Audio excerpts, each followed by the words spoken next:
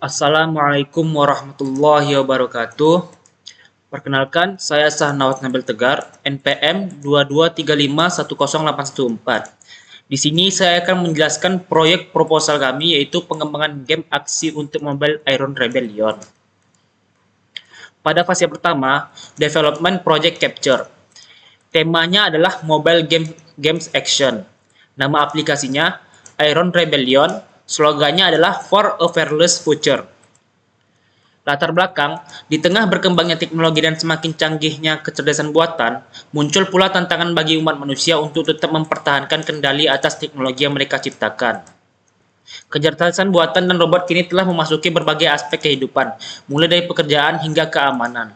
Namun, kemajuan ini tidak sepenuhnya bebas dari risiko. Beberapa kejadian menunjukkan bahwa teknologi dapat menjadi ancaman jika dikendalikan oleh pihak-pihak yang tidak bertanggung jawab, atau jika terjadi kegagalan sistem.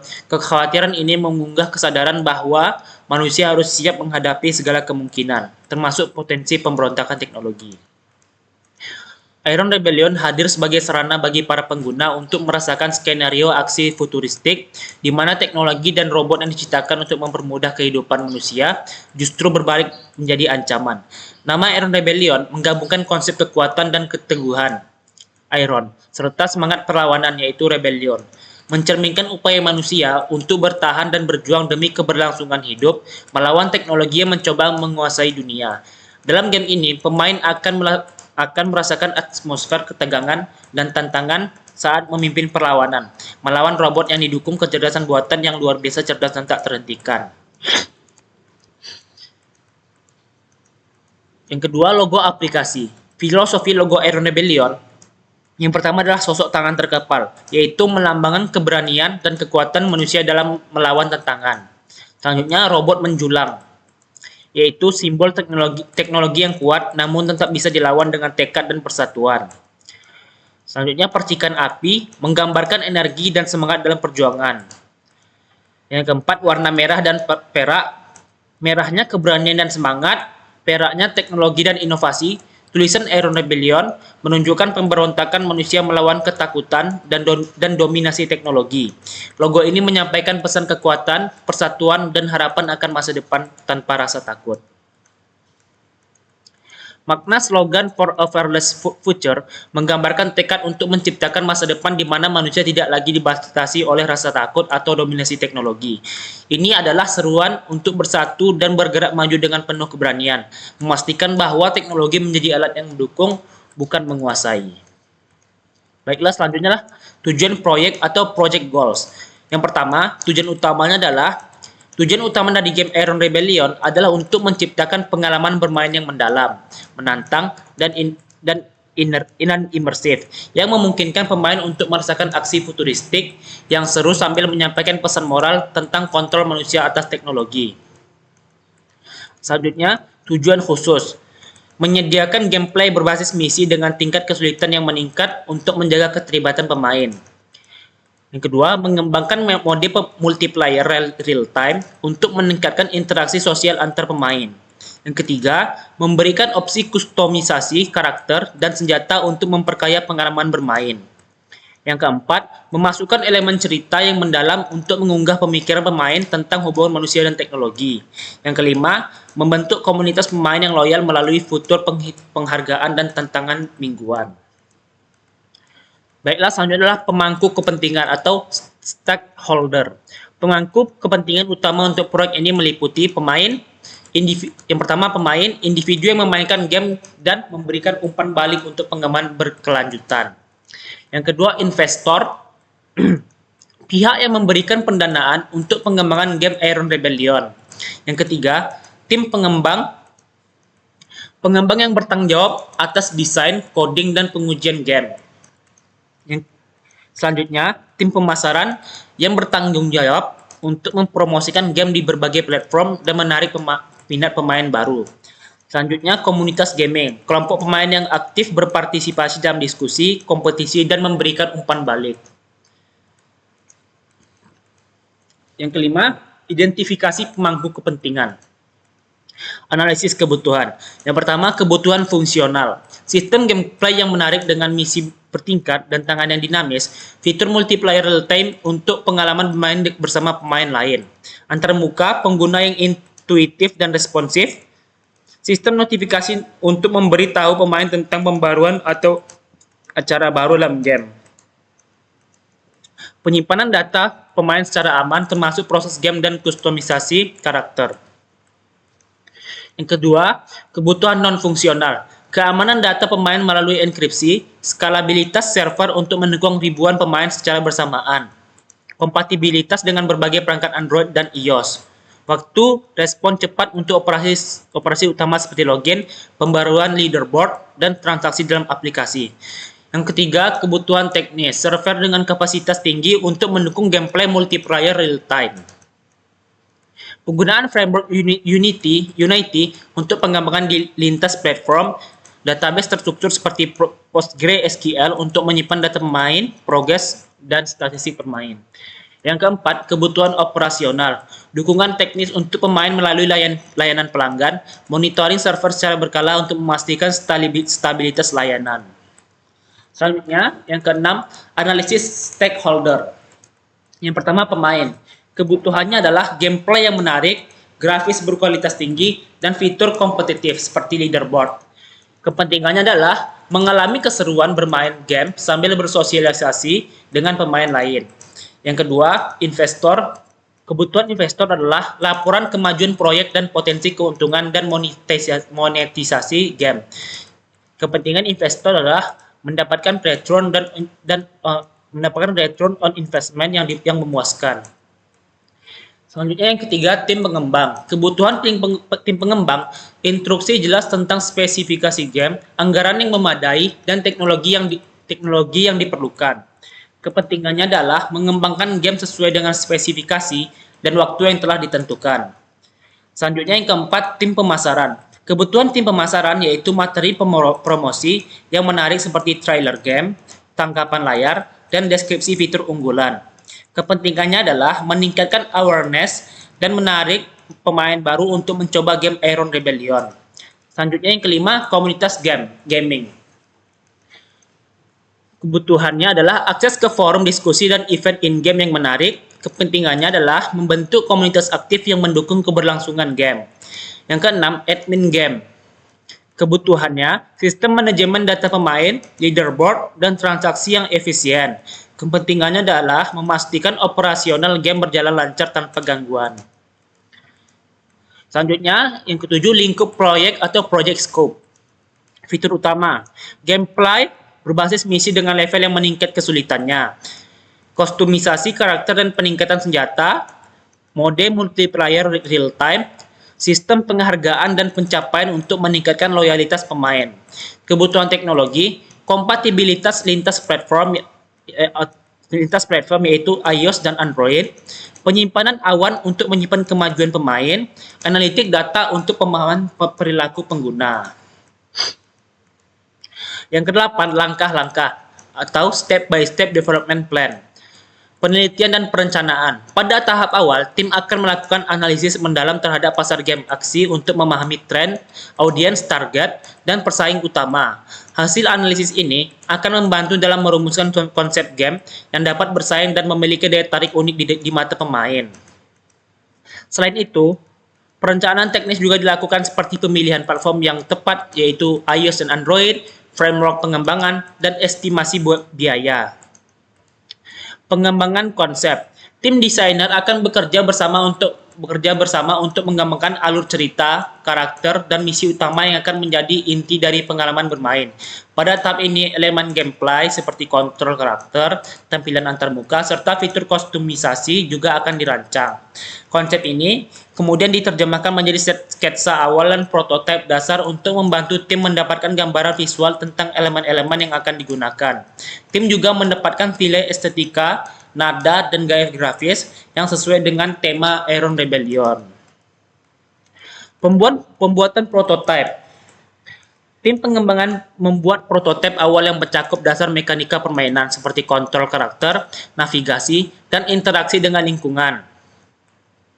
Prototipe ini berfungsi sebagai kerangka dasar game, memungkinkan pengujian awal pada fitur-fitur utama yang ingin disajikan. Selain itu, feedback dari prototipe ini akan menjadi acuan untuk melihat apakah elemen gameplay yang dirancang sudah sesuai dengan ekspektasi atau memerlukan penyesuaian lebih lanjut, sehingga prototipe menjadi fondasi yang kuat sebelum memasukkan tahap pengembangan utama. Pengujian alpha. Dalam tahap ini, game diuji oleh tim internal untuk mendeteksi bug, glitch, atau masalah teknis yang mungkin muncul. Fokus utama pengujian alpha adalah memastikan semua fitur berjalan dengan lancar, termasuk mekanisme pertempuran, kontrol karakter, dan kestabilan grafik. Selain masalah teknis, tahap ini juga mengevaluasi aspek gameplay seperti kesulitan misi, keseimbangan antara musuh dan pemain, serta kenyamanan navigasi. Pengujian beta. Pengujian beta dilakukan dengan melibatkan audiens yang lebih luas untuk mendapatkan masukan langsung dari calon pemain. Pada tahap ini, game sudah mendekati versi final, sehingga umpan balik beta tester digunakan untuk melakukan penyempurnaan akhir dan memastikan pengalaman bermain yang optimal.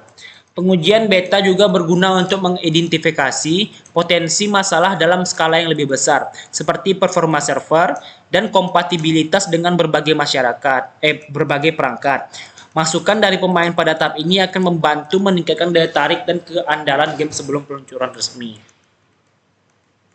Versi final, setelah mendapatkan masukan dari pengujian beta, game akan diperbaiki dan disempurnakan sehingga mencapai standar kualitas yang diinginkan. Versi final ini mencakup semua fitur dan konten yang telah direncanakan, siap untuk diluncurkan di platform aplikasi.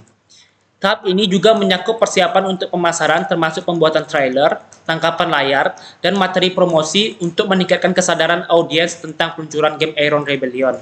Semua aset disiapkan agar siap untuk dipublikasi bersamaan dengan peluncuran game. Pembaruan pasca peluncuran. Setelah game dirilis, tim pengembang akan tetap memantau kinerja dan umpan balik dari pemain. Pembaruan rutin direncanakan untuk memperbaiki bug yang terdeteksi setelah peluncuran, menambahkan fitur baru, dan memperbarui konten untuk mempertahankan minat pemain. Tim juga berfokus pada pengembangan misi baru, peningkatan karakter, dan event khusus untuk menjaga kesegaran gameplay serta membangun komunitas pemain yang aktif. Pembaruan ini bertujuan untuk memastikan umur panjang game dan meningkatkan loyalitas pemain. Baiklah, yang selanjutnya adalah yang ke-9, jadwal project atau preliminary timeline. Di sini ada tabel tahapan durasi deskripsi. Yang pertama, tahapan perencanaan dan riset, durasinya 1-4 minggu. Deskripsi, identifikasi pemangku kepentingan melalui survei dan diskusi. Yang kedua, riset kebutuhan fitur utama game. Yang ketiga, dokumentasi lingkup proyek, analisis SWOT, dan perencanaan teknis. Baiklah, tahapan kedua yaitu desain UI dan UX. Durasi 2-6 minggu. Deskripsinya adalah membuat wireframe dan prototipe game, mendesain antarmuka pengguna yang intuitif, melakukan pengujian awal dengan tim dan calon pemain. Baiklah, tahapan yang ketiga yaitu pengembangan atau coding. Durasi yang dibutuhkan adalah 3-6 bulan. Deskripsinya, pembangunan fitur utama seperti misi, leaderboard, dan multiplayer. Implementasi back-end untuk keamanan data dan performa tinggi. Integrasi fitur monetisasi seperti in-app purchase. Selanjutnya, tahapan yang keempat, pengujian dan revisi. Durasi yang dibutuhkan adalah 2-8 minggu. Deskripsinya, pengujian sistem dan gameplay secara menyeluruh, identifikasi bug dan masalah teknis, perbaikan berdasarkan umpan balik pengujian beta.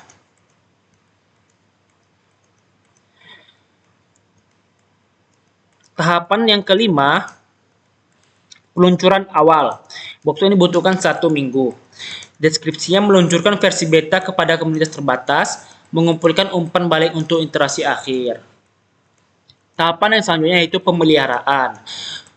Durasi yang dibutuhkan yaitu berkelanjutan. Deskripsinya monitoring performa game, penanganan bug dan masalah teknis, penambahan fitur baru berdasarkan masukan pemain. Yang ke-10, identifikasi risiko dan strategi mitigasi. Risiko teknis, kinerja dan kompatibilitas perangkat. Identifikasi risiko. Terdapat risiko bahwa game mungkin tidak berjalan dengan baik pada beberapa perangkat atau mengalami lag, terutama pada perangkat dengan spesifikasi rendah. Hal ini dapat mengurangi pengalaman bermain dan menimbulkan ketidakpuasan pemain. Strategi mitigasi. Untuk mengurangi risiko ini, tim pengembang akan melakukan pengujian menyeluruh pada berbagai perangkat dengan spesifikasi berbeda selama tahapan alpha dan beta. Optimasi kode dan grafik akan diterapkan untuk memastikan game berjalan dengan lancar pada spesifikasi minimum. Selain itu, versi LED dapat dipertimbangkan untuk pemain dengan perangkat berkapasitas rendah. Selanjutnya, resiko finansial. Biaya pengembangan melebihi anggaran.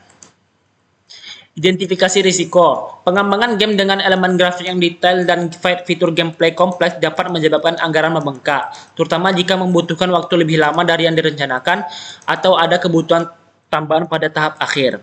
Strategi mitigasi. Untuk mengatasi risiko ini, anggaran yang ketat dan ditetapkan sejak awal dengan pemantauan berkala terhadap pengeluaran. Tim juga akan menggunakan metode Agile Development agar pengembangan dilakukan secara bertahap, kemungkinan penyesuaian prioritas jika ada kendala keanggaran. Selanjutnya, resiko sosial, yaitu kontroversi terkait tema kekerasan dan konflik melawan teknologi. Identifikasi resiko. Karena Iron Rebellion mengalami tema perlawanan manusia terhadap teknologi dengan elemen kekerasan, terdapat risiko bahwa sebagai pemain atau masyarakat mungkin merasa tema ini terlalu sensitif atau mengandung nilai-nilai yang kurang sesuai. Strategi mitigasinya adalah untuk mengurangi resiko ini, tim akan memastikan bahwa cerita dalam game tetap seimbang dengan menekankan nilai-nilai positif seperti keberanian, kerjasama, dan pengorbanan demi kebaikan bersama. Selanjutnya, 11. Kategori risiko dan estimasi biaya. Yang pertama, resiko teknis. Yang pertama, mitigasi, pengujian otomatis untuk fitur utama, estimasi biaya yaitu 25 juta rupiah. Yang kedua, rekrutmen tim spesialis AI, estimasi biaya 20 juta rupiah. Selanjutnya, pemeliharaan server multiplayer membutuhkan estimasi biaya 15 juta rupiah. Total semuanya adalah 60 juta rupiah.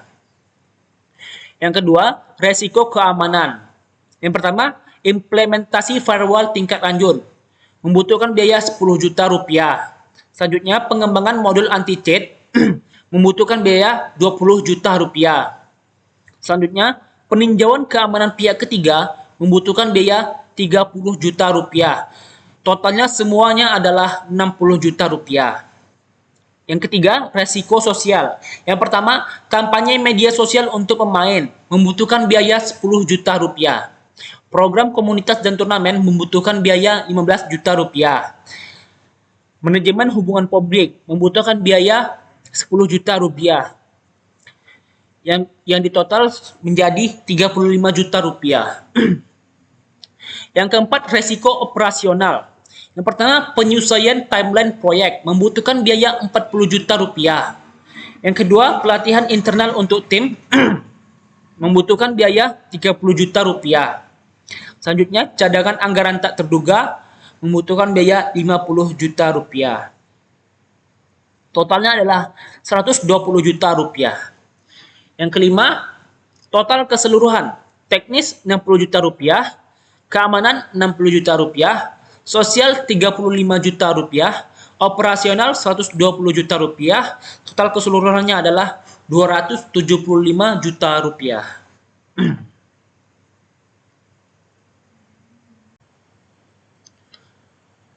Baiklah, selanjutnya fase kedua, develop management plan. Yang pertama, rancangan jadwal. Rancangan kegiatan ini dibagi dalam beberapa fase dengan target dan kegiatan spesifik untuk setiap bulan. Bulan pertama, perencanaan dan persiapan. Minggu pertama, riset pasar, analisis tren, dan identifikasi audiens target atau pemetaan kompetitor dan benchmarking game serupa. Minggu kedua, pengembangan konsep awal, brainstorming ide-ide cerita, karakter, gameplay, dan fitur utama.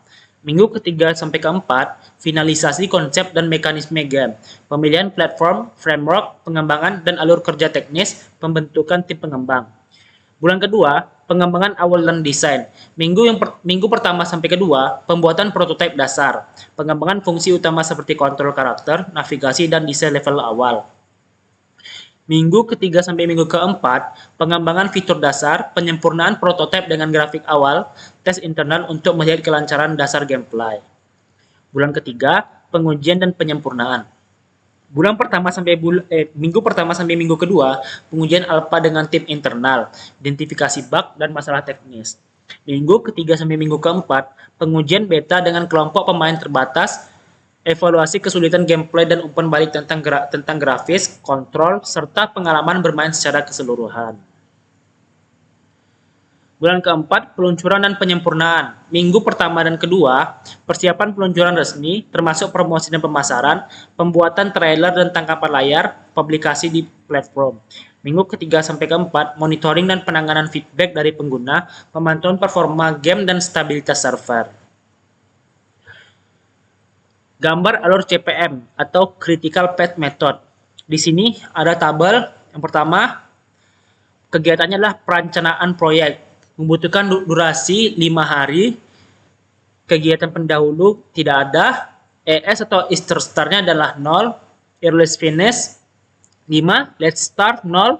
Let's Finish 5. Slack 0. Yang kedua, pengumpulan kebutuhan. Durasi yang dibutuhkan 7 hari. Kegiatan pendahulu 1. Earliest Start 5. Earliest Finish 12. Let's Start 5. Let's Finish 12. Slack 0. Yang ketiga, desain UI dan UX membutuhkan durasi 10 hari, kegiatan pendahulu 2, early start 12, early finish 22, let's start 12, let's finish 22, Slack 0. Yang keempat, pengembangan back-end membutuhkan durasi 14 hari, kegiatan pendahulu 2, early start 12, early finish 26, let's start 22, let's finish 36, Slack 10. Yang kelima, integrasi front-end dan back-end membutuhkan durasi yaitu 12 hari, kegiatan pendahulu 3 sampai 4, early start 26, early finish 38, let's start 36, let's finish 48, Slack 10. Yang keenam, pengujian dan debugging. Durasi yang dibutuhkan 15 hari, kegiatan pendahulu 5, early start 38, early finish 53, let's start 48, let's finish 63, Slack 10. Yang ketujuh, peluncuran dan monitoring membutuhkan 10 hari, kegiatan pendahulu 6, early start 53, early finish 63, let's start 53, let's finish 63, Slack 0. Penjelasan kolomnya adalah durasi hari, jumlah waktu yang dibutuhkan untuk menyelesaikan setiap kegiatan. Yang kedua, kegiatan pendahulu adalah aktivitas yang harus diselesaikan sebelum aktivitas berikutnya dapat dimulai. ES, waktu paling awal sebuah aktivitas dapat dimulai dan selesai. LS dan LF, waktu paling akhir sebuah aktivitas dapat dimulai dan selesai tanpa menyebabkan keterlambatan proyek. Yang kelima, Slack, jumlah waktu yang dapat ditunda tanpa mempengaruhi jadwal keseluruhan. Jalur kritis memiliki Slack 0. Badan yang kedua, rencana anggaran biaya. Total anggaran yang diperlukan untuk pengembangan aplikasi game Iron Rebellion adalah Rp243.900.000. Biaya ini mencakup semua aspek dari pengembangan game, termasuk biaya untuk perangkat keras, perangkat lunak, serta biaya upah tim proyek yang terlibat dalam pembuatan game. Adapun rincian biaya proyek dapat dilihat pada tabel berikut ini. Keterangan, server atau hosting dan domain membutuhkan biaya 5 juta. Deskripsi, biaya untuk menyewa server dan domain untuk hosting aplikasi game. Yang kedua, pengembangan game atau SDM team membutuhkan biaya 100 juta rupiah. Deskripsinya, biaya untuk pengembangan game termasuk upah tim pengembang, desainer, programmer, tester, dan quality control. Selanjutnya, marketing dan promosi membutuhkan biaya 20 juta rupiah, anggaran untuk pemasaran game, termasuk iklan dan promosi di berbagai platform. Maintenance dan update membutuhkan biaya 10 juta rupiah, biaya untuk pemeliharaan dan pembaruan berkala agar game tetap relevan dan berfungsi dengan baik. Miscellaneous membutuhkan biaya 15 juta rupiah, biaya tak terduga yang dapat muncul selama progres pengembangan, seperti lisensi perangkat lunak, tambahan, dan alat pengembangan lainnya. Waktu Yang selanjutnya adalah yang ketiga, waktu proses proyek. Proses ini dijalankan selama 4 bulan, termasuk 1 bulan untuk pemeliharaan dengan rincian sebagai berikut.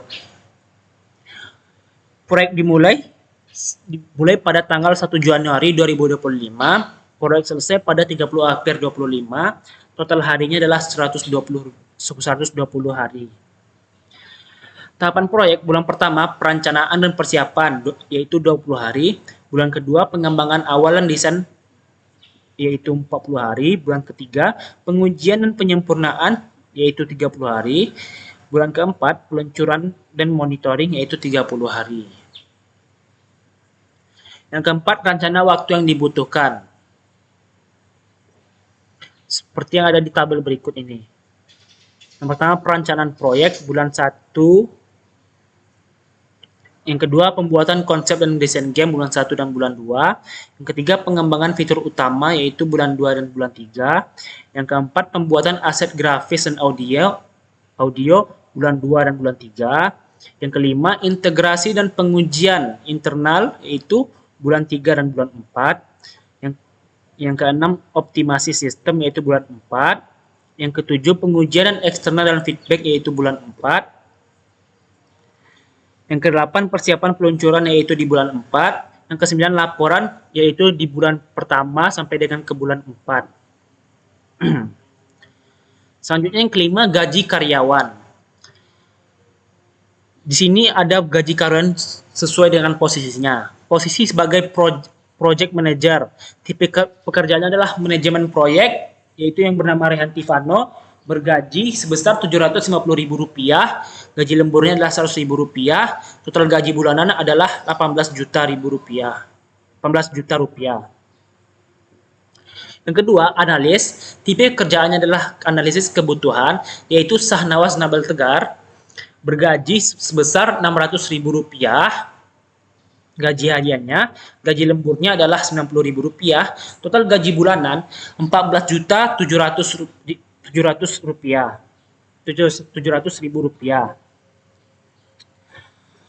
Selanjutnya, desainer. Tipe pekerjaannya adalah desain UI dan UX dan grafis. Nama pekerjanya adalah RM Khair Sihabuddin. Gaji hariannya adalah Rp550.000, gaji lemburnya Rp80.000, total gajinya adalah Rp13.500.000. Dan seterusnya. Selanjutnya, 6 rangkuman biaya keseluruhan. Biaya gaji tim yaitu Rp93.900.000, service atau hosting domain yaitu sebesar Rp5 juta, pengembangan game atau SDM tim sebesar Rp100 juta, marketing dan promosi yaitu Rp20 juta, maintenance dan update yaitu Rp10 juta, miscellaneous yaitu sebesar Rp15 juta, kategori risiko yaitu Rp275 juta, total keseluruhan biaya proyek Rp518 juta. Oke, selanjutnya yang ketujuh, rancangan komunikasi. Rancangan komunikasi akan membantu semua pihak berkoordinasi dengan lancar selama proyek berlangsung. Yang pertama, rapat mingguan. Diskusi pengembangan terkini, permasalahan teknis dan kemajuan tim. Yang kedua, rapat bulanan, evaluasi menyeluruh terhadap pengembangan proyek, anggaran dan kinerja tim. Yang ketiga, update harian, komunikasi rutin di platform seperti Slack atau Teams untuk memastikan semua anggota tim berada di jalur yang sama dan menyelesaikan target harian. Yang keempat, laporan akhir tahap, laporan rinci untuk menilai hasil dari setiap tahap proyek, mencakup aspek teknis, finansial, dan hasil pengujian. Selanjutnya yang kedelapan, stakeholder dan tanggung jawabnya. Project Manager memiliki tanggung jawab memimpin proyek, mengatur jadwal, dan menguasai seluruh proses pengembangan dan memastikan target tercapai tepat waktu. Tim pengembang membuat kode, membangun mekanisme permainan, optimasi kinerja, dan menangani debugging. Yang ketiga, tim desain grafis merancang karakter, latar belakang, dan elemen visual lainnya agar sesuai dengan konsep game. Tim pemasaran membuat dan melaksanakan strategi promosi untuk menarik pemain baru. Tim penguji menguji gameplay secara menyeluruh, mendeteksi bug, memberikan umpan balik untuk penyempurnaan sebelum peluncuran.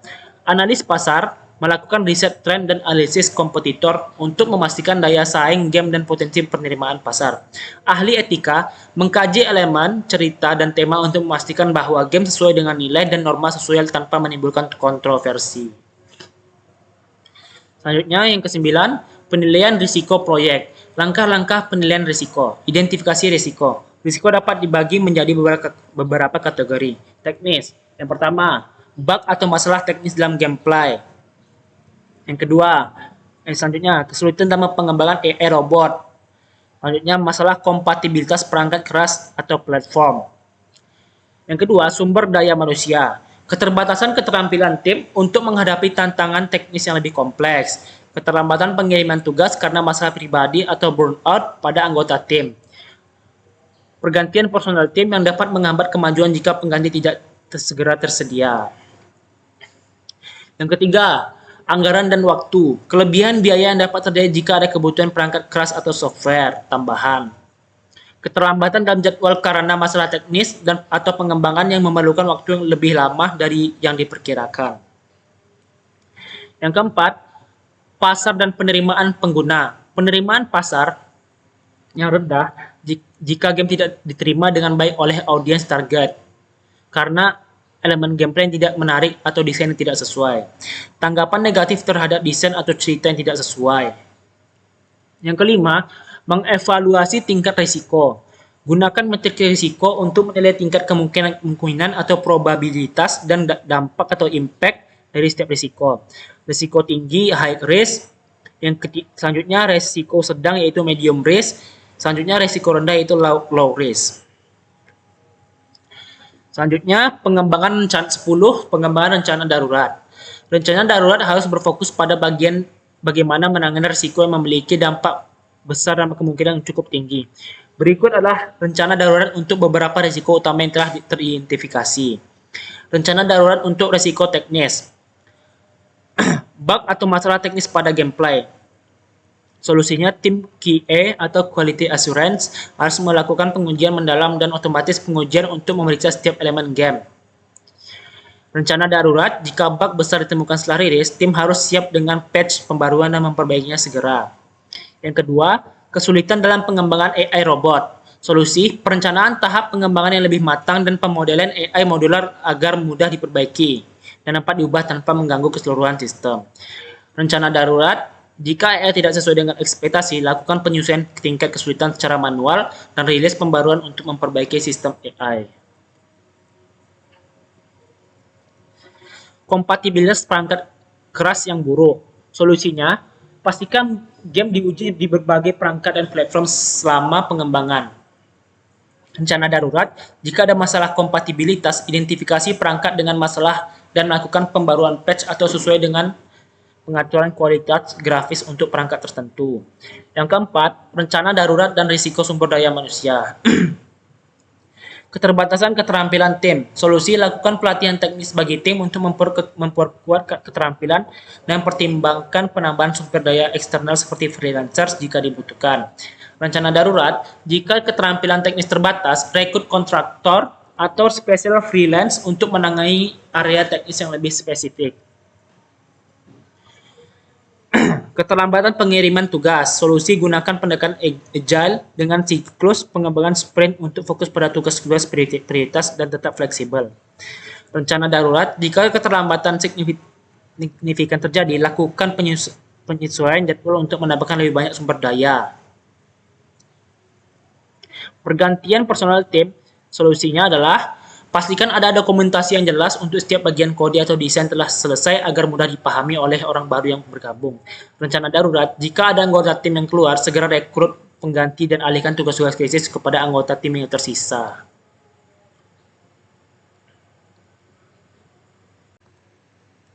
Baiklah, selanjutnya fase 3, direct and manage project work. Yang pertama, aktivitas utama tim. Perencanaan dan desain. Elemen UI dan UX di layar login dan buat akun. Login digunakan untuk mengakses akun yang sudah terdaftar. Create akun adalah proses pembuatan akun baru agar bisa menggunakan layanan. Username adalah nama unik yang digunakan pemain untuk mengidentifikasi dirinya dalam game. Biasanya ini dapat dilihat oleh pemain lain dalam game saat bermain. Password adalah kode rahasia yang digunakan untuk mengamankan akun game. Email adalah alamat surel yang digunakan untuk menghubungkan akun game dengan identitas pemain secara lebih aman. Play memulai sesuai bermain di mana pemain dapat menyelesaikan misi, melawan musuh, dan berkompetisi dengan pemain lain. Elemen UI dan UX di layar beranda, New Game, adalah opsi untuk memulai permainan dari awal. Load Game memungkinkan pemain melanjutkan permainan dari file penyimpanan yang sebelumnya sudah disimpan. Settings adalah menu yang menyediakan berbagai pengaturan. Credits adalah daftar penghargaan yang menampilkan nama-nama individu dan tim yang berkontribusi. Quit Game adalah opsi untuk keluar dari permainan. Loading screen atau layar pemuatan adalah tampilan yang muncul saat game memproses data. Setting karakter dalam game merujuk pada fitur atau menu yang memungkinkan pemain mengatur, mengedit, atau menyesuaikan karakter.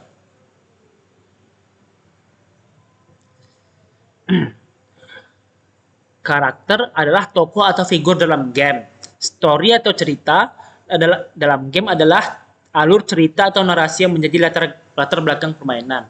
Menu adalah bagian antarmuka dalam game yang memungkinkan pemain mengakses berbagai opsi dan fitur. Weapon atau senjata adalah alat yang digunakan pemain dalam game. Medical atau medis dalam game merujuk pada item yang digunakan untuk memulihkan kesehatan HP atau health points. Minggu pertama, laporan yang disampaikan adalah analisis kebutuhan dan konsep game, rincian, fungsional, sistem, pertarungan real-time, sistem energi dan kesehatan, pengelolaan inventory senjata, dan cerita interaktif berbasis misi. Non-fungsional responsivitas tinggi, kompatibilitas multiplatform, animasi sinematik berkualitas tinggi. Selanjutnya laporan disampaikan adalah studi pemain. Gamer ingin bertantangan berupa bos atau robot besar yang unik. Pemain lebih menyukai fitur untuk upgrade senjata yang disignifikan terhadap gameplay. Laporan selanjutnya adalah dokumen proyek awal. Menyusun visi game yang memadukan aksi intens dengan elemen cerita futuristik tentang pemberontakan melawan robot. Yang kedua, pembuatan wireframe dasar. Menu utama, opsi, mulai misi, kustomisasi, karakter, pengaturan, dan keluar. Halaman inventory, daftar senjata, armor, dan item lain yang tersedia bagi pemain. Halaman misi aktif, informasi tentang misi yang sedang dijalankan, target, dan hadiah. Feedback dari wireframe awal, opsi mulai perlu diberi ilustrasi yang menarik. Tata letak halaman inventory dianggap terlalu sederhana dan membutuhkan visualisasi lebih menarik. Yang ketiga, laporan disampaikan adalah pengembangan sistem pertarungan. Menambahkan mekanik pertarungan, serangan ringan, serangan berat, dan penghindaran serangan musuh. Membuat sistem regenerasi energi otomatis di luar pertarungan. Laporan selanjutnya, sistem inventory dan upgrade. Implementasi sistem penyimpanan senjata dan kemampuan upgrade item menggunakan resource tertentu.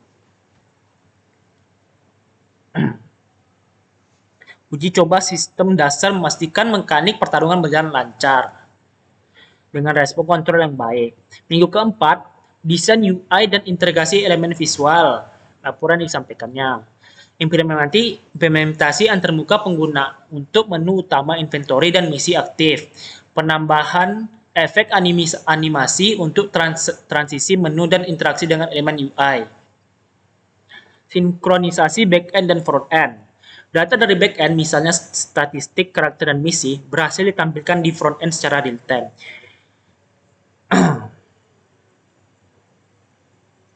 Minggu kelima, penguji sistem utama game. Misi aktif, pengaturan target misi, dan hadiah berjalan lancar. Bug yang ditemukan, bug item yang di-upgrade kadang tidak tersimpan di inventory. Minggu ke-6, pengujian kompatibilitas dan stabilitas. Game berjalan dengan baik di peringkat mid-range dengan pengaturan grafis sedang. Beberapa efek visual memerlukan optimasi agar tidak memberatkan perangkat low-end. Audit keamanan proteksi data. Melakukan validasi data penggunaan untuk mencegah kecurangan dalam upgrade item atau sumber daya. Proteksi data menggunakan enkripsi sederhana pada komunikasi data game. Minggu ketujuh, tahap final dan uji coba beta, komunitas gamer yang tertarik pada galeri aksi dipilih untuk uji coba beta. Materi edukasi, panduan fitur utama, cara bertarung, mengelola inventory dan menyelesaikan misi utama, tutorial video untuk membantu pemain memahami mekanik dasar. Laporan selanjutnya adalah validasi akhir, semua fitur utama diverifikasi melalui feedback dari pengguna beta. Kedua, pemantauan dan pelaporan kemajuan proyek. Motivasi dan dukungan. Tujuan, membangun semangat kerja dan memastikan setiap anggota tim merasa dihargai serta didukung selama proyek berlangsung. Langkah-langkah. Yang pertama, pemberian motivasi. Mengapresiasi prestasi, memberikan penghargaan atas pencapaian kecil maupun besar, menyampaikan tujuan proyek, mengingatkan tim tentang dampak positif aplikasi ini. Pemberian tantangan, membuat milestone yang menarik seperti meluncurkan trailer pertama sebelum game resmi dirilis. Yang kedua, pemberian dukungan, fasilitas kerja, menyediakan perangkat keras dan perangkat lunak terbaru, memberikan akses pelatihan tambahan terkait pengembangan game seperti kursus desain game atau workshop pengembangan AI dalam game.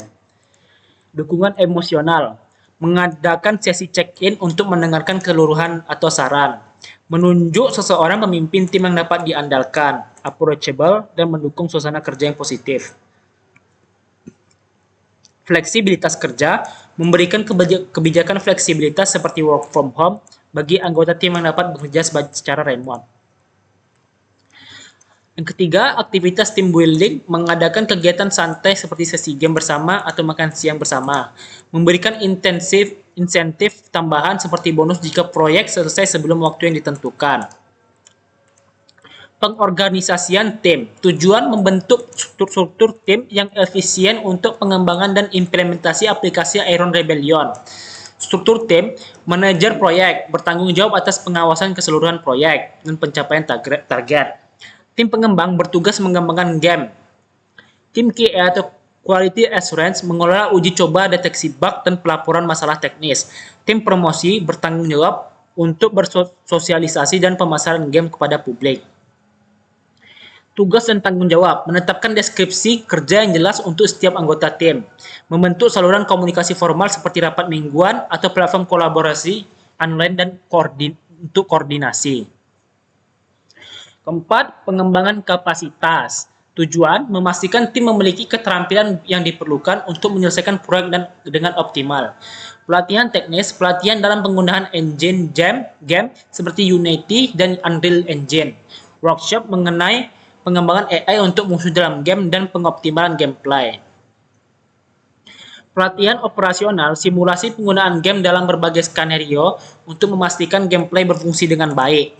Pelatihan komunikasi efektif antara tim pengembang dan tim pemasaran untuk membuat materi promosi yang tepat. Peningkatan pengetahuan, menyediakan akses ke webinar atau buku terkait pengembang game, desain UI, dan tren terbaru dalam industri game. Yang kelima, manajemen konflik. Tujuan mencegah dan menyelesaikan konflik yang dapat menghambat kemajuan proyek.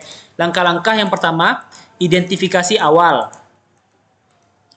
Mengawasi potensi konflik yang muncul antara tim pengembang dan tim promosi mengenai fitur game yang harus diprioritaskan.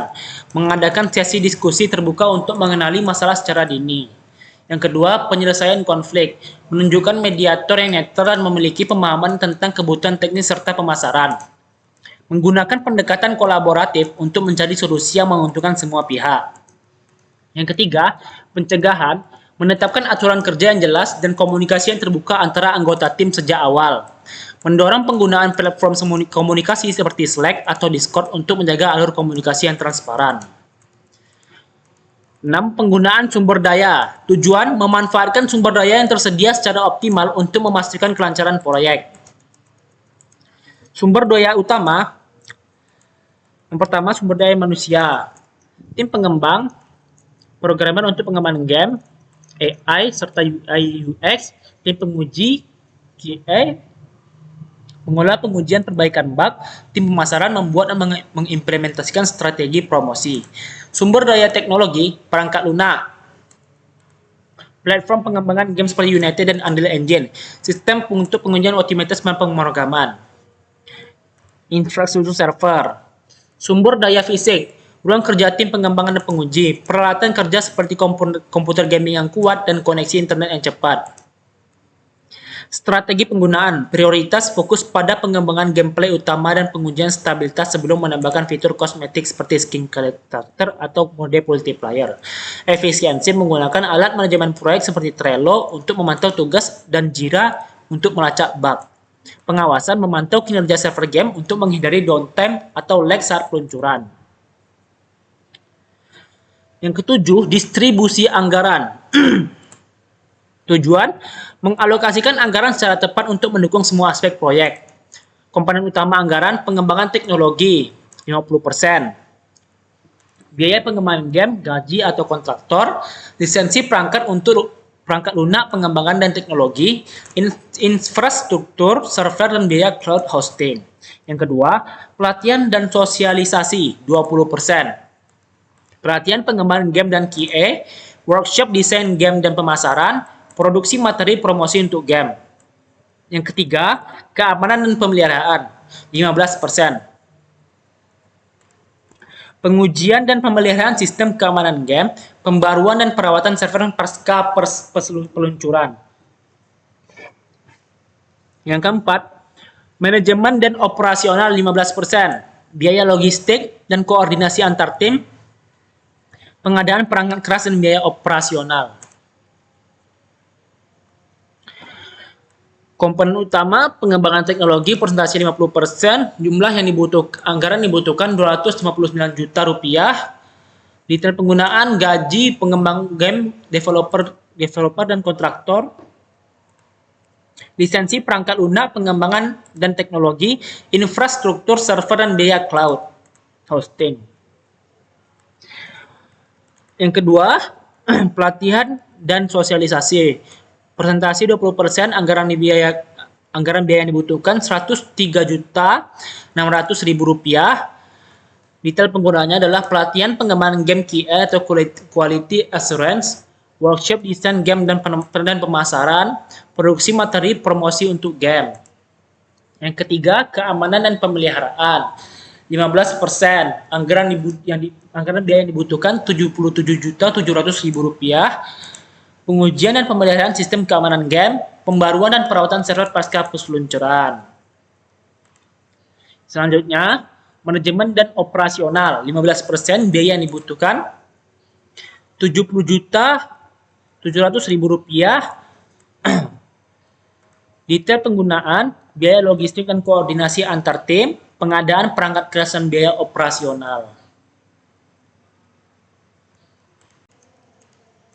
Baiklah, selanjutnya fase 4 yaitu monitor dan kontrol project. Yang pertama diagram, di sini ada diagram yaitu saya akan menjelaskan diagramnya yaitu start. Jika pengguna belum mempunyai akun, maka pencet no.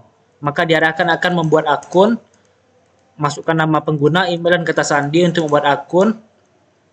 Nama pengguna, email, kata sandi valid dan bisa langsung play.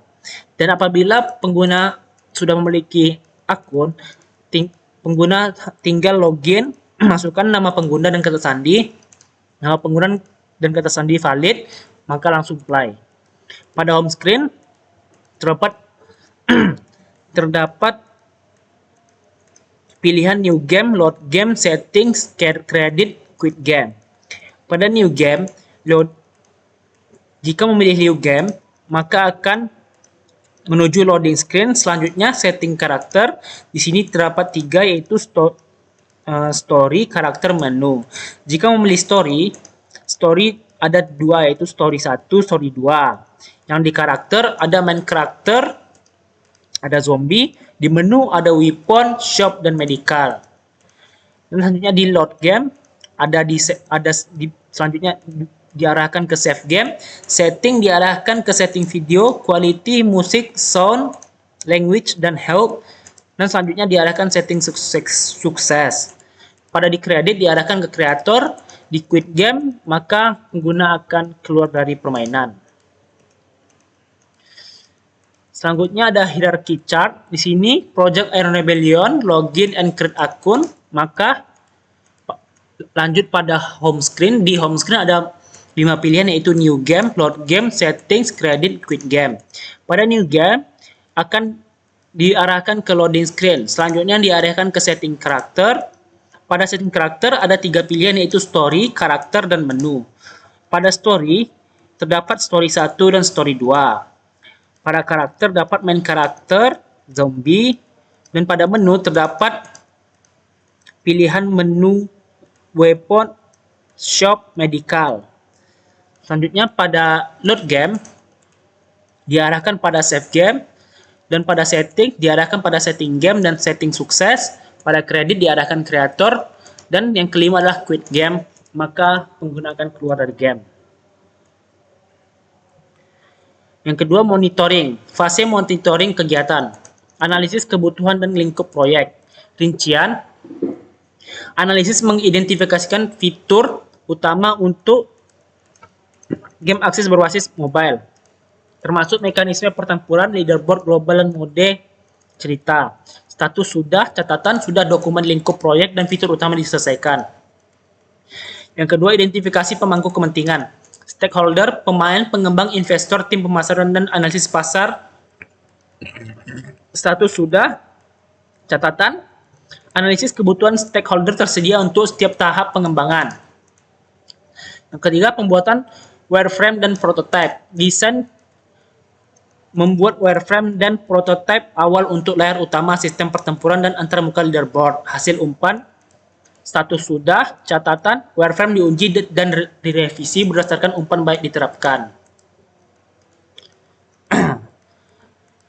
Selanjutnya, pengembangan mekanika gameplay, analisis implementasi sistem kontrol karakter, navigasi, dan elemen AI untuk musuh. Status sudah, catatan, debugging lebih lanjut diperlukan untuk integrasi AI. Selanjutnya, penambahan fitur dan cerita dan level. Desain menambahkan model cerita dengan level yang meningkat kesulitannya. Status dalam proses. Catatan, pengujian konten sedang berlangsung untuk keseimbangan gameplay. Selanjutnya, penambahan kapasitas server. Alokasi dana 30 juta rupiah. Analisis meningkatkan kapasitas server untuk mode multiplayer. Status sudah, catatan performa multiplayer diuji dengan hasil stabil. Selanjutnya, penguji keamanan, audit menggunakan OWASP, ZAP, dan Burp Suite untuk mengamankan transaksi dan data pemain. Status sudah, catatan sistem keamanan memenuhi standar industri. Selanjutnya, peningkatan pengalaman pengguna. Feedback menambahkan tutorial interaktif dan panduan visual. Hasil pemain baru memahami kontrol lebih cepat. Status sudah, catatan tutorial meningkatkan retensi pemain awal. Ketiga, pengukuran kinerja.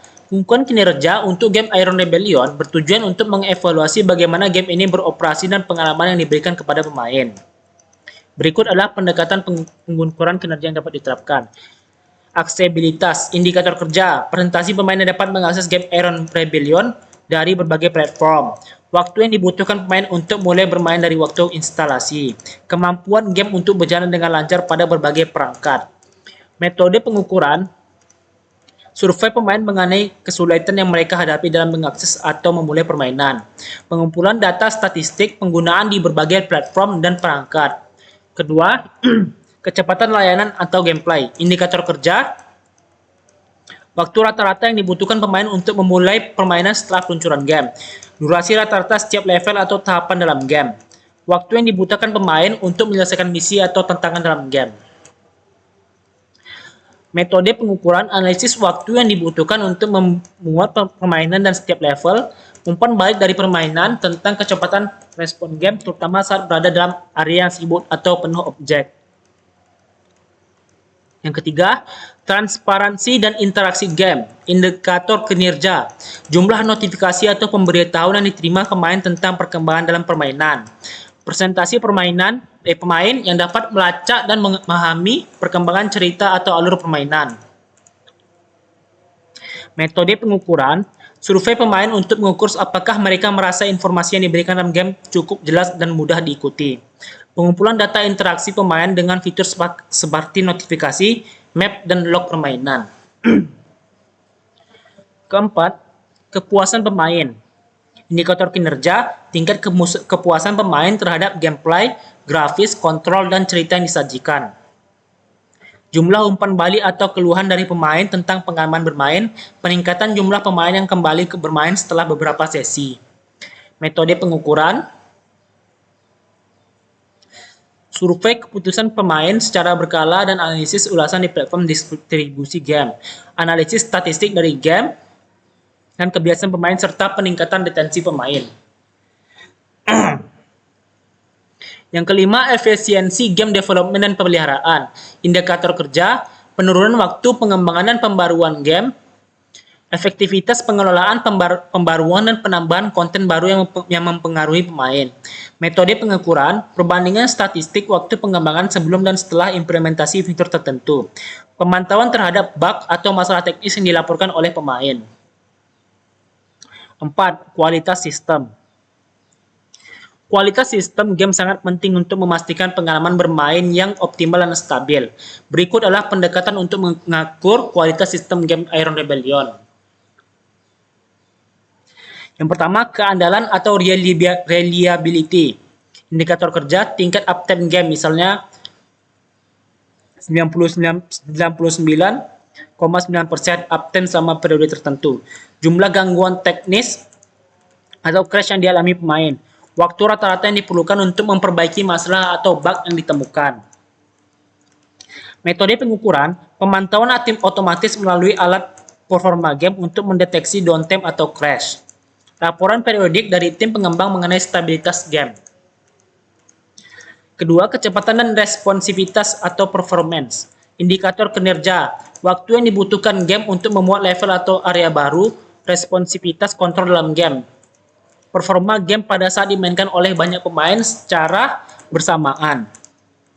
Metode pengukuran, tes kecepatan menggunakan alat seperti Lighthouse atau G-Meter untuk mengukur waktu loading dan responsivitas, simulasi ban untuk memeriksa performa game dan kondisi stres. Ketiga, keamanan atau security. Indikator kerja, jumlah upaya serangan yang berhasil dicegah. Keamanan data pemain, terutama data sensitif seperti informasi akun atau transaksi dalam game. Metode pengukuran, pengujian keamanan menggunakan penetration, testing, dan evaluasi kerentanan. Pemantauan sistem untuk aktivitas mencurigakan dan pelanggaran keamanan. 4. Skalabilitas atau scalability, indikator kerja, kemampuan game untuk menangani peningkatan jumlah pemain atau data game tanpa penurunan performa, waktu yang diperlukan untuk menambah kapasitas server atau fitur baru tanpa mengganggu pengalaman pemain. Metode pengukuran, simulasi peningkatan jumlah penggunaan aktif untuk melihat bagaimana game tetap responsif. Uji beban untuk memproyeksikan kapasitas maksimum server dan performa game. 5. Penguji dalam proyek Iron Rebellion bertujuan untuk memastikan bahwa game berfungsi sesuai harapan, memiliki performa yang baik, dan memenuhi standar kualitas yang tinggi. Pengujian fungsional. Tujuan memastikan semua fitur dan gameplay berjalan sesuai spesifikasi. Pendekatan unit testing menguji modul-modul game secara terpisah. Integration testing menguji integrasi antar fitur game. System testing menguji game secara keseluruhan untuk memastikan semua komponen berfungsi dengan baik. Regression testing menguji kembali fitur yang ada setelah pembaruan atau perbaikan. Contoh pengujian, uji apakah karakter bergerak dengan benar berdasarkan input dari pemain. Uji apakah item yang diperoleh pemain bisa digunakan dengan benar dalam gameplay. 2. Pengujian non-fungsional. Tujuan menguji aspek teknis dan pengalaman pengguna game. A. Penguji performa. Menguji kecepatan, stabilitas, dan skalabilitas game untuk saat dimainkan oleh banyak pemain. Metode load testing, stress testing, dan response time testing. B. Pengujian keamanan, mengidentifikasi potensi kerentanan dalam game untuk mencegah hacking atau penyalahgunaan akun. Metode penetration testing, vulnerability assessment. C. Pengujian kesesuaian, Memastikan game dapat berjalan dengan baik di berbagai perangkat dan sistem operasi. Metode uji di aplikasi di berbagai perangkat Android atau iOS dan platform Google Play atau App Store. D. Pengujian skalabilitas memastikan game dapat menangani peningkatan jumlah pemain tanpa penurunan performa. Metode simulasi peningkatan jumlah pemain aktif, pengujian beban server. Selanjutnya, fase 5, Integrate Change Control. Yang pertama, rekapitulasi permintaan perubahan dari pemangku kepentingan. Sketchholder meminta penambahan 5 fitur, namun hanya ada satu fitur tambahan yang dapat diimplementasikan. Fitur baru yang dapat diimplementasikan. Yang pertama, fitur lawan zombie. Fitur ini memungkinkan pemain menghadapi gerombolan zombie dengan berbagai tingkat kesulitan. Fitur yang ditunda. Yang pertama, survival mode. Mode bertahan hidup di mana pemain harus mengelola sumber daya seperti makanan, air, bahan bangunan sambil bertahan dari gelombang zombie yang terus meningkat. Kooperasi multiplayer.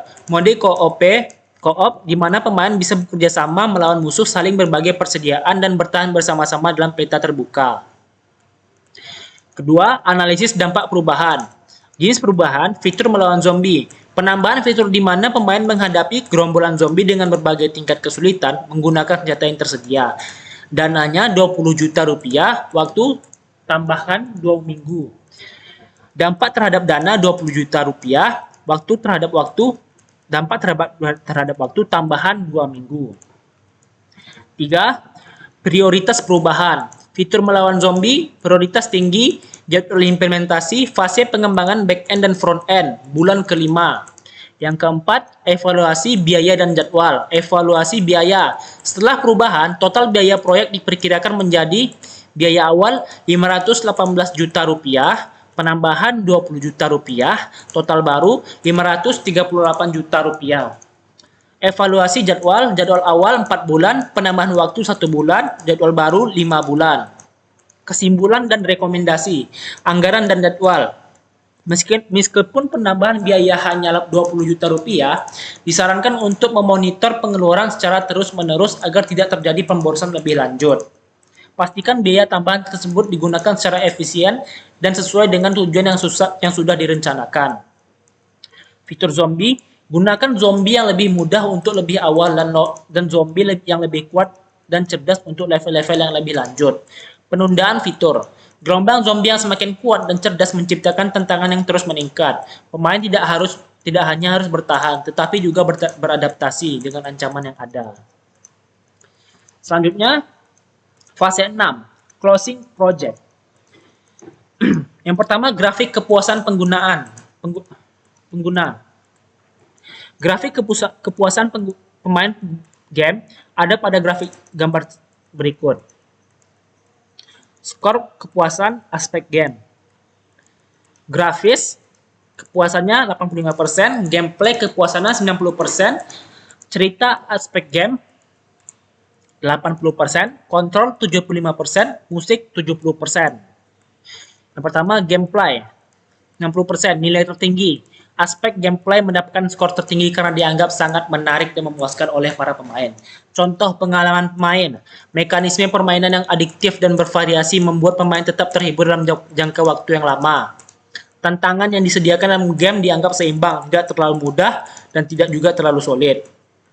Potensi perbaikan, menambahkan variasi mode permainan untuk meningkatkan pengalaman pemain lebih lanjut. Yang kedua, grafis 85%. Nilai tinggi, grafis game mendapatkan skor tinggi berkat kualitas visual yang memanjakan mata.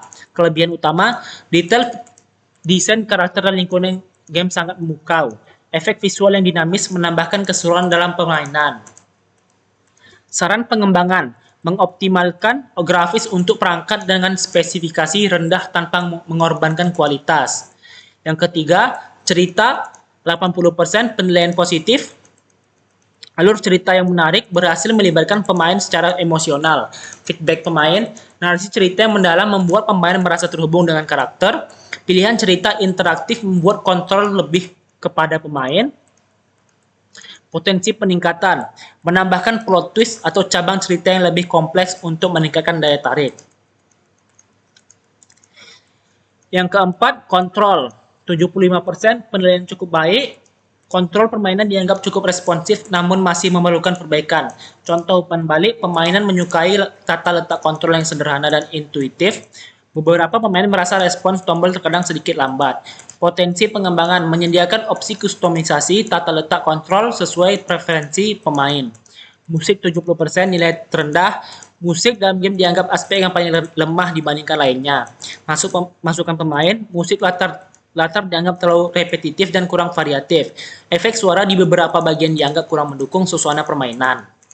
Potensi perbaikan, menambahkan variasi musik latar sesuai dengan tema level atau situasi permainan, mengintegrasikan musik interaktif yang berubah sesuai dengan aksi pemain. Grafik keberhasilan proyek. Yang pertama, transparansi 90%, nilai tertinggi. Transparansi menjadi aspek paling unggul. Kelebihan utama, pelaporan real-time yang detail meningkatkan kepercayaan pengguna terhadap proyek. Sistem verifikasi yang ketat memastikan alokasi sumber daya dilakukan secara akurat. Potensi pengembangan, menambahkan laporan berbasis visual seperti grafik atau infografik untuk meningkatkan daya tarik pelaporan.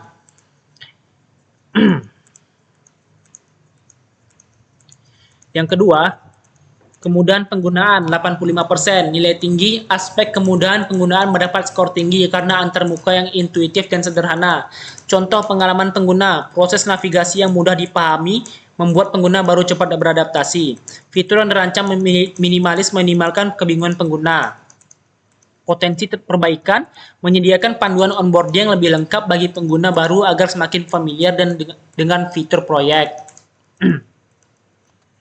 Yang ketiga, fitur relevan 80%, penilaian positif. Fitur-fitur utama seperti donasi otomatis dan pencarian berbasis lokasi sangat membantu pengguna. Feedback pengguna, fitur tambahan seperti komunitas diskusi dianggap mendukung kolaborasi dan interaksi. Masukan pengguna untuk menambahkan opsi berbagai fitur ke media sosial. Potensi peningkatan, menyesuaikan fitur dengan masukan pengguna agar semakin relevan dengan kebutuhan mereka. Efisiensi 75%, penilaian cukup baik. Efisiensi dianggap cukup memadai namun masih memiliki ruang untuk perbaikan. Masukan pengguna, beberapa proses dianggap membutuhkan waktu lebih lama dari yang diharapkan. Ada potensi untuk menyederhanakan beberapa langkah operasional.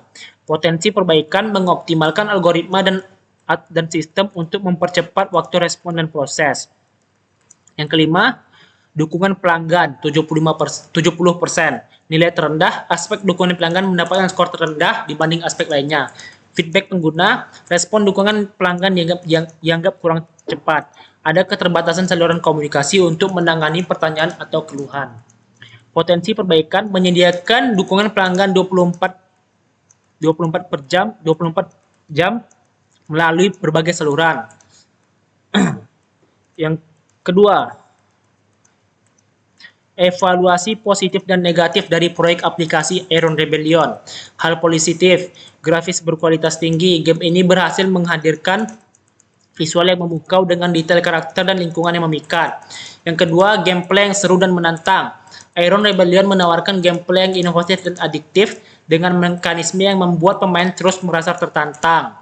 Yang ketiga, cerita yang menarik, narasi mendalam, dan pengembangan karakter yang kuat berhasil membangun keterlibatan emosional pemain. Yang keempat, peningkatan fitur multiplayer. Fitur multiplayer yang dirancang untuk dengan baik memungkinkan pemain untuk berinteraksi dan bersaing dengan teman-teman mereka secara real time, menciptakan pengalaman bermain yang lebih hidup.